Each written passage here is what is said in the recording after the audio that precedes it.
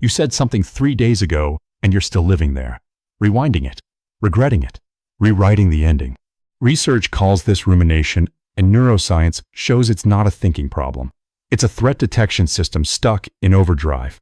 Your brain genuinely believes that if it replays it enough times, it can fix it, protect you, prevent the loss it already feels coming. It's 2 a.m. and the conversation is over. For everyone else, it's over. Not for you.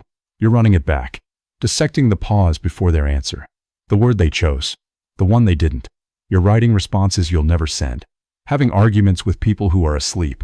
Not because you're dramatic, but because somewhere in you, something is convinced that if you just think hard enough, you can control how this ends. You can't, but the thinking doesn't stop. It just gets louder. Here's why. You grew up in an environment where reading the room wasn't optional. It was survival. Maybe the mood at home shifted without warning. Maybe love was unpredictable, warm one moment, distant the next.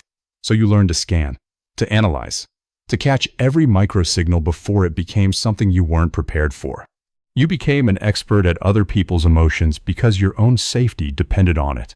The overthinking isn't a flaw that developed. It's a skill that never got to retire. You're still standing guard for a danger that, most of the time, isn't coming. That mind of yours, the one that won't quiet down, it is not your enemy. It is the most loyal thing about you. It has been trying to protect you since before you had the language to ask it to. The problem was never that you think too much. The problem is that no one ever made you feel safe enough to stop. You don't need to think less.